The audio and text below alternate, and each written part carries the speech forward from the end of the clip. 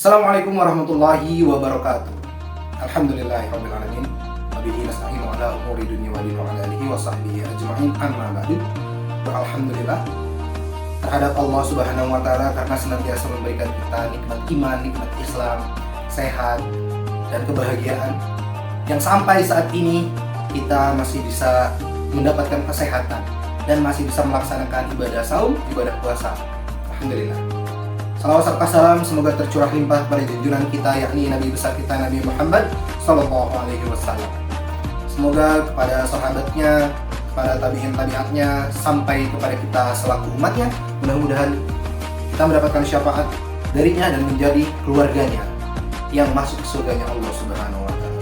Teman-teman semuanya, teman-teman jangan lemas ketika berpuasa. Teman-teman harus tetap semangat ketika berpuasa karena ketika Rasulullah SAW dan para sahabatnya di saat bulan Ramadan dulu, tepat di 17 Ramadan di tahun kedua Hijriah, Masya Allah berarti sudah 1444 tahun yang lalu ya, karena sekarang sudah 1446 Hijriah, bahwa sering sekali kita dengar yang namanya Perang Badar, Perang Uhud, pembebasan kota Makkah dan lainnya yang terjadi di bulan Ramadan, yang dimana peristiwa tersebut mengajarkan kita untuk selalu bersemangat, selalu pantang menyerah ketika menghadapi ataupun menahan laparnya ketika puasa, hausnya ketika puasa, lemasnya ketika puasa, yang harus tetap beraktivitas.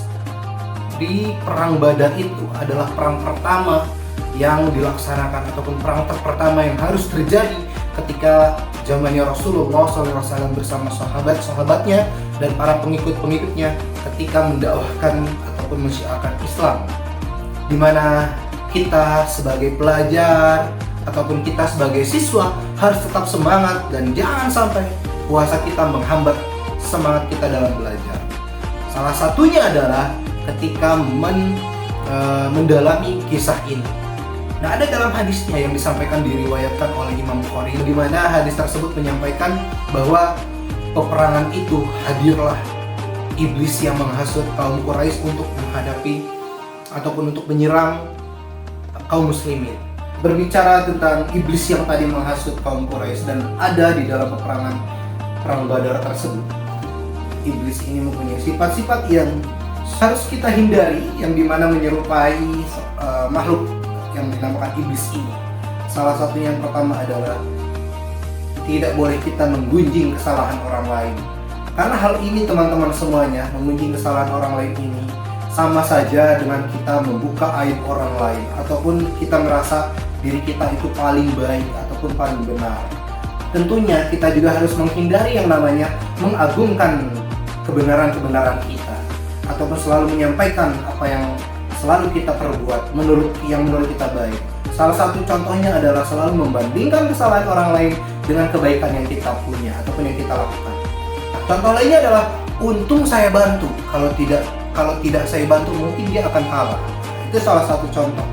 Yang kedua teman-teman, hindari berburuk sangka kepada orang lain. Selalu berpikiran baik dan selalu husnuzon terhadap orang lain. Insya Allah kita diselamatkan dari hal-hal yang menyerupai kebiasaan-kebiasaan yang menyerupai iblis.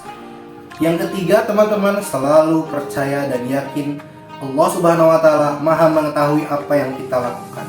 Teman-teman semuanya, itu adalah sedikit kisah dari Perang Badar dan kita senantiasa menjauhi sifat-sifat yang dimiliki iblis. Terima kasih. Wassalamualaikum warahmatullahi wabarakatuh.